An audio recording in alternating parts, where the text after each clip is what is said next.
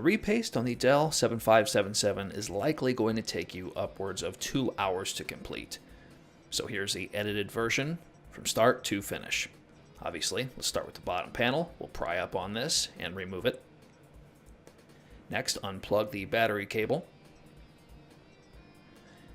After that, we are going to start backing out many screws.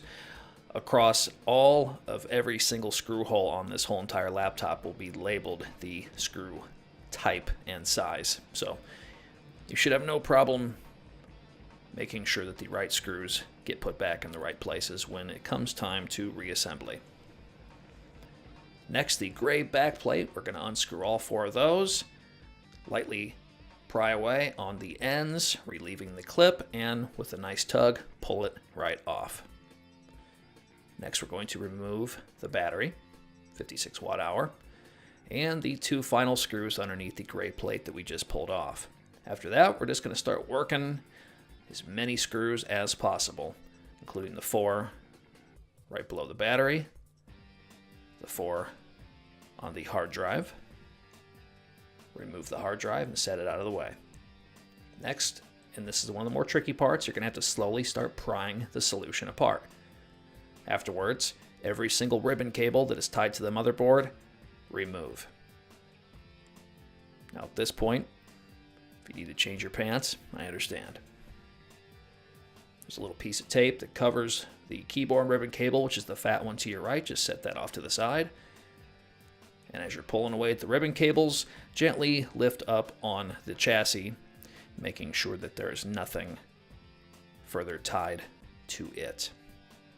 After that, there's going to be some silver screws, around half a dozen, 3 per side. This is what's ultimately holding the motherboard to the plastic housing. After that, you're going to remove the fan cables, turn it back over, remove the M.2 drive, and remove the Wi-Fi card. Now let's get on to the heatsink. There are 6 screws. Go ahead and remove all 6. Give the heatsink a little tug, and bada bing bada boom, there she is. After that, we're going to take some time to isopropyl alcohol all of the thermal paste, remove all of it, make it squeaky clean. Thermal Grizzly Cryonaut, of course. A little dab will do ya on both the CPU and GPU. Next, I'm going to take these little cables here for the fans, pull them down, and guide them through the other side of the motherboard.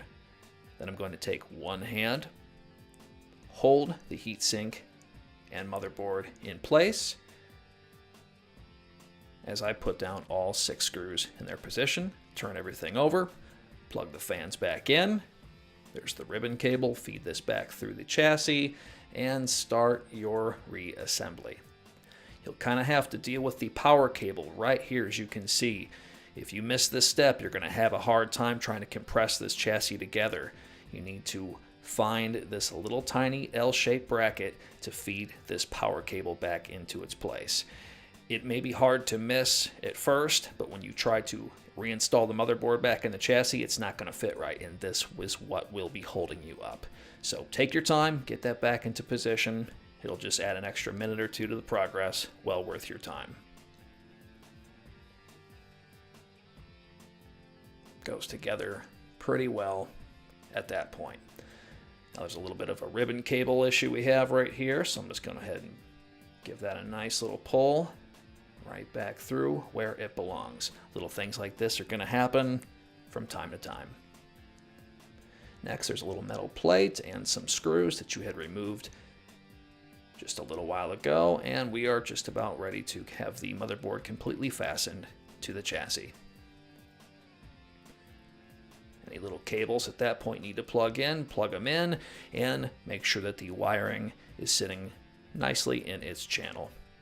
After this, we have the display cable. We're going to go ahead and secure that right back into place. Again, making sure the wires are in the channels as necessary. Going to feed any sort of ribbon cables that may have gotten lost underneath the chassis and start reinstalling those ribbon cables along with the piece of tape. Bada bing, bada boom. Going to reinstall the Wi-Fi card at this point. Just a little random plug there that needs to get put back into place. The CMOS battery is now plugged back in. M.2 drive installed.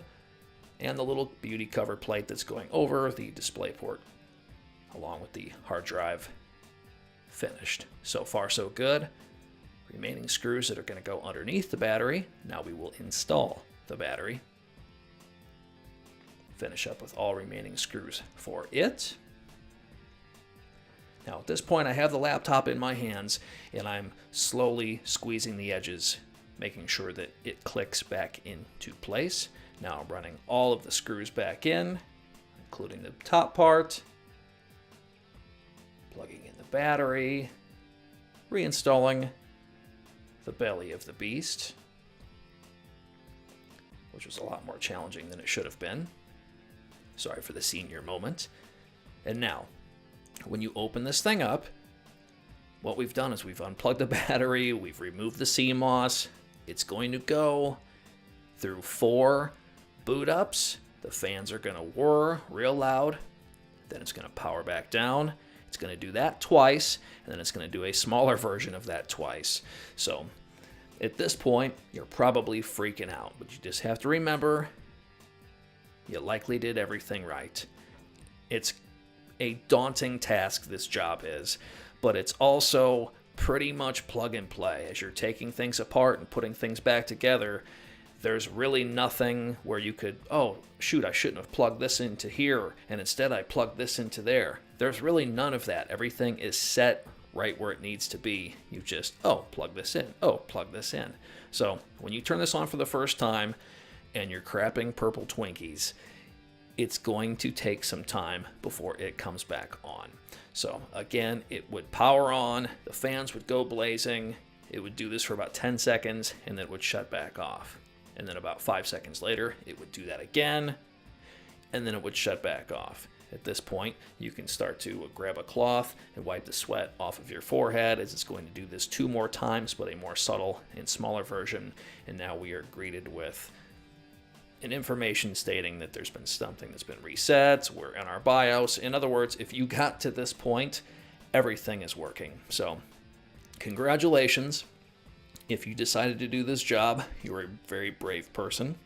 Feel free to utilize this if you need to for reference. But to be honest with you, it's really not worth your time. Not only is this a huge pain in the buns to do, but the thermal improvement was between 3 and 5 degrees Celsius on a laptop that really didn't need it to begin with. So that's going to do it for now. This is Bob of All Trades. Peace out.